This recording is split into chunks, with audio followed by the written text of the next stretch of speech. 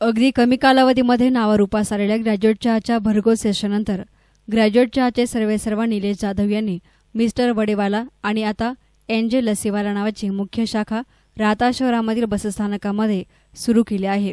या नवीन शाखेचे अनेक मान्यवरांच्या हस्ते फीत कापून उद्घाटन करण्यात आले. या उद्घाटनाप्रसंगी माजी नगराध्यक्ष कैलास सदाफळ, भाजपाचे राजेंद्र पिपाडा, डॉक्टर दत्ता कानडे, डॉक्टर बापूसाहेब पानगावाने, तुषार सदाफळ, आरपीआय युवा जिल्हाध्यक्ष प्रदीप बनसोडे, पप्पू सदाफळ, दशरथ तुपे, सार्थक बनसाळी, डॉक्टर उगले, शरद गोंदकर, कल्याण माळवदे, मिलिंद नाईक, डॉक्टर स्वाधीन गाडेकर, डॉक्टर के.वाय. गाडेकर, व्यंकटेश आहिरे, डॉक्टर संतोष मैड, प्रवीण कासार, राहुल सदाफळ, अभिजित पिपाडा, एकनाथ बावके, दीपक दंडवते, डॉक्टर गोकुळ शिंदे, अनिल धिवर, अमोल देवकर, रवींद्र जोशी, प्रकाश सदाफळ, गणेश सदाफळ या सर्वांनी नूतन शाखेच्या उद्घाटनाप्रसंगी भेट दिली असता त्यांचा सत्कार संपन्न झाला. तर या उद्घाटनाप्रसंगी अनेक युवा उद्योजकांची उपस्थिती होती. सर्व युवकांनी अगदी शून्यामधून विश्व तयार करत युवकांपुढे आदर्श निर्माण केला आहे. तर अनेक युवकांनी व्यवसायामध्ये उतरण्याची गरज आहे असं देखील युवकांच्या माध्यमातून सांगण्यात आलं.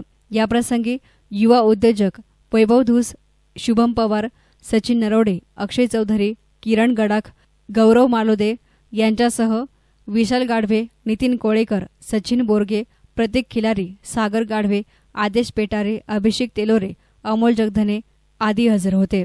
दिल्यानंतर मग मी शेवटी निर्णय घेतला की आपण कोचिंग क्लासेसचा बिझनेस स्टार्ट करू आणि मी 7,000 रुपयांना स्टार्ट केलेला बिझनेस आज एक खूप चांगला बिझनेस बनलेला आहे, ज्याची व्हॅल्यू पण खूप मोठी आहे. आणि मी आताच रिसेंटली कालच्या प्रोग्राम मधून ज्यावेळेस आलो आणि मी नितीनशी यांच्याशी डिस्कशन केलं, म्हटलं यार फूड इंडस्ट्रीमध्ये पुढच्या 5 वर्षामध्ये जो आपला उडान ग्रुप आहे, म्हणजे आम्हाला एक व्हेंचर मध्ये नाही काम करायचं. आणि बऱ्याच जणांना वाटतं की आम्ही मोटिवेट होऊन बिझनेस मध्ये येतो, अजिबात येत नाहीये. हे वालावाले आमचं पहिल्यापासूनच विजन आहे.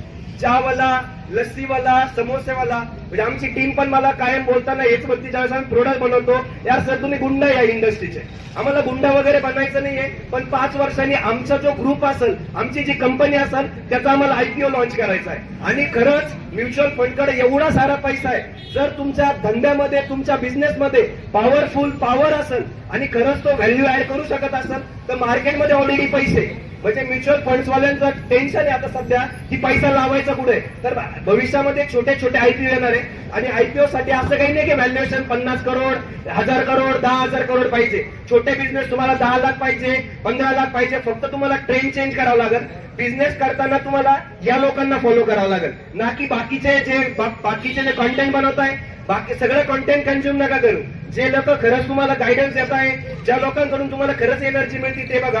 आणि मी ज्या मुद्द्यावर होतो व्यापारी टू CEO मधून हे कळालेलं आहे की पुढच्या 10 वर्षामध्ये जे कल्चर असणार आहे, जी इकॉनॉमी असणार आहे, म्हणजे सांगायला आपल्याला इंडियाची इकॉनॉमी जर बघितली तर $1 ट्रिलियन पर्यंत पोहोचण्यासाठी इंडियाला 60 वर्ष लागलेले. आणि आता जे 3 ट्रिलियन पर्यंत आली ती मागच्या 8 वर्षामध्ये आली. आणि पुढची $3 ट्रिलियन जी बनणार आहे ती माझ्या मते पुढच्या 8 वर्षामध्ये बनल. आता जोशीदारांचा त्यांचा अभ्यास माझ्यापेक्षा खूप जास्त आहे, त्यांना याकडे कळताय. बट मला तरुणांना हेच सांगायचंय, व्यवसायामध्ये या आणि कुठल्याच व्यवसायाला लाज बाळगू नका.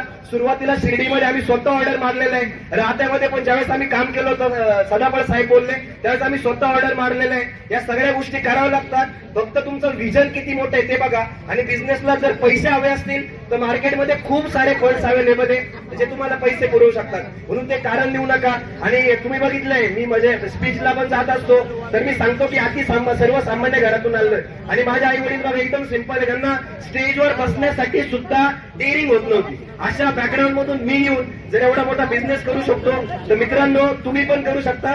फक्त स्वतःवर विश्वास ठेवा. आलेल्या सर्व ग्राहकांचे, माझ्या टीमचे, त्याच्यानंतर आलेल्या सर्व पाहुण्यांचे आणि मी लवकर असं म्हणेल, एनजे लस्सीवाला म्हणजे चितळे दूध काय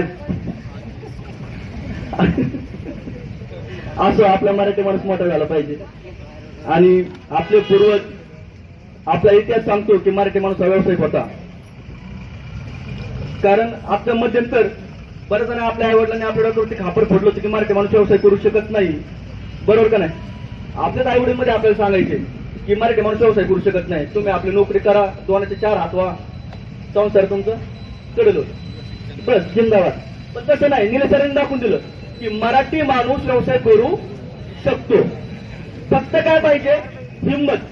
हे घराची गाठी तुमचं काहीच करू शकत नाही. जर तुमच्या मनगटात ताकद असेल तर हे घड्याळाच्या काठी तुमचं काही वाकडं करू शकत नाही. वेळ वेळ प्रत्येकाची येते, स्टार प्रत्येकाचे चमकतात. आयुष्यात छापान काटा तो करावाच लागतो. छापा पडला तर आपले दिवस, काटा पडला तर त्याचा अनुभव असतो. ते शिकायचं असतं आणि पुढे चालायचं असतं. खचून जायचं नसतं, पाय फोपाटा खचून जायचं कधीच नसतं. सो निलेश सर राहता तालुक्यासाठी नाही, पूर्ण महाराष्ट्राचे एक आदर्श व्यक्ती म्हणून संबोधले जातात. आणि खरंच आहे, कारण त्या पाठीमागं खूप कष्ट आहेत. व्यवसाय करायचं म्हणलं ना, लोकांना सोपं वाटतं, गाड्या या आम्ही सोनं वगैरे घालतोय, सोपं वाटतं, बघायला भारी वाटत तुम्हाला नाही असं बरं. पण याच्या पाठीमागं आहे ना, याच्या पाठीमागं मी माझं वैयक्तिक माझं सांगतो, मला 2 मुलं आहेत. वाटत नसेल माझं लग्न झालेलं आहे, बरं झालं. मला 2 मुलं आहेत. मी माझ्या मुलाचं ज्यावेळेस मी संध्याकाळी घरी जातो ते झोपलेले असतात, ज्यावेळेस मी उठतो त्यावेळेस ते स्कूलला गेलेले असतात. आमची भेट कधीतरी शनिवार रविवार होते. म्हणजे व्यवसाय करायचं म्हणजे या गोष्टी सोप्या नाहीयेत. यासाठी तुम्हाला वेळ देणं, व्यवसायावरती प्रेम करावं लागतं. प्रेम नाही तर व्यवसाय जगावा लागतो, तेव्हा व्यवसाय सक्सेस होतो. हे सगळं आम्ही ऐकलं. त्याच्यानंतर भाऊचा फोन आला मला, 23 तारखेला काय करताय. म्हटलं भाऊ मी 23 तारखेला आहे ना एंजल लस्सीवाल्याच्या ओपनिंगला येतो, कारण मला माहिती होतं गॅरंटी त्याच्यासाठी फोन करताय. तारीख विचारूच नका म्हटलं, काहीच फॉर्मॅलिटी नका करू, काय करताय त्या दिवशी काही नाही. आणि त्यात जर आमचे भाऊ वैभव भाऊ, सचिन भाऊ, दादा गौरव भाऊ, अरे बापरे काय जबरदस्त व्हिडिओ बनवतात. हे सर्व येणार इथं त्यांना भेटण्याची संधी भेटणार आहे. तर मला काय पाहिजे, निमित्त पाहिजे. म्हणूनच आज इथं आलेलो आहे. खूप चांगलं वाटलं का तरुण वर्गाला इतकं मोठं प्रोत्साहन आपल्या इथे आहे. तुम्ही सर्वांनी बघा काय काय करू शकतो आपण, कोणत्या कोणत्या क्षेत्रात. दादांनी एकच नाही ना, किती सारे बिझनेस सुरू केलेले, नवीन नवीन स्टार्टअप सुरू करतात, त्यांचे व्हिडिओ बघा, आमचे सुद्धा व्हिडिओ बघा. आणि जे जे शिकण्यासारखं आहे ते घ्या. तरुण वर्गाने गिव्हअप नका करू, स्टार्टअप करण्याची हिंमत करा. भीती वाटू नका देऊ, होईल का नाही, म्हणजे व्हायच्या पहिलेच आपला कार्यक्रम करून टाकतो आपण. सुरू तर करा, बघू काय होईल काय नाही. निलेश जाधव यांनी आपल्या राहता शहरामध्ये एनजी लस्सीवाला म्हणून या नवीन फॉर्मचं उद्घाटन केलं. त्यांना मी आपल्या सर्वांच्या वतीने हार्दिक शुभेच्छा देतो. आज या ठिकाणून पुण्याहून, नाशिकवरून, बऱ्याच ठिकाणाहून मराठा उद्योजक जे तरुण मुलं आहेत त्यांनी आपल्याला मार्गदर्शन या ठिकाणी केलेलंच आहे. व्यवसायामध्ये सक्सेस व्हायचा असेल, चित्त चिकाटी आपण कशा प्रकारे या ठिकाणी आपल्या व्यवसायामध्ये राखली पाहिजे.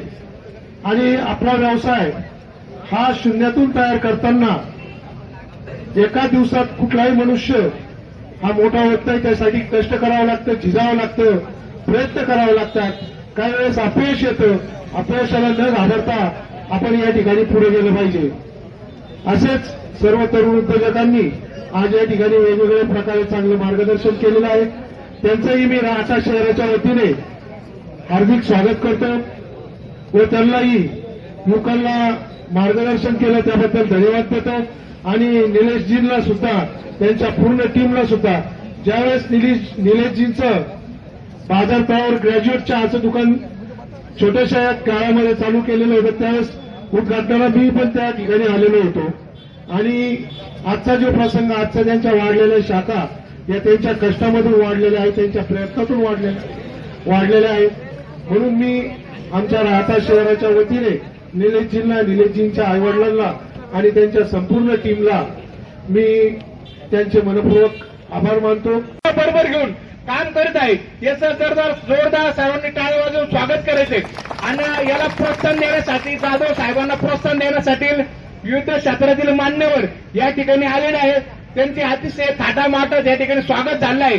त्यांच्यासाठी राहत्यातील सर्व जनता ही त्यांना पाहण्यासाठी, त्यांना भेटण्यासाठी आतुर झाले आहे. त्यांच्यासाठी सुद्धा जोरदार टाळी वाजवा. निलेशजी जाधव यांचं नेहमी स्टेटस बघा, समाजाला उद्देशपर राहणार, व्यवसाय उद्देशपर राहणार, कोणाची खोडी काढणं, कोणाचा तिरस्कार करणं हा कधी त्यांच्या गुणधर्म नाही. व्यवसायाला निगडीत त्यांच्या सर्व गोष्टी अतिशय छोट्याशा अल्प आयुष्यामध्ये त्यांनी राज्यभर आपल्या व्यवसायाचं नाव केलं. खरोखर बापू या ठिकाणी सांगू इच्छितो का, एकमेव राहता तालुक्यात असा माणूस आहे, स्वतःची ओळख, स्वतःची पहचान स्वतः तयार करणार माणूस म्हणजे निलेशजी जाधव. कारण स्वतः तयार केलं, कुठलाही सपोर्ट नाही, आर्थिक परिस्थिती अतिशय बिकट स्वतः तयार केलं. आज स्वतः सुद्धा आपल्या सहकार्यांना घेऊन प्रत्येक कामामध्ये सहकार्यांना घेऊन काम करत असतात. त्यावेळेस आपण राजकीय काम करतो, आपल्या डोक्यात फक्त संघटना उभारणे, चळवळ करणे. मात्र निलेश जाधव यांनी प्रत्येक कुटुंबाला, प्रत्येक मित्राला 2 रुपयाचं उत्पन्न आपल्यापासून कसं होईल हा विचार, दूरदृष्टिकोन ठेवणारा माणूस म्हणजे निलेश जाधव.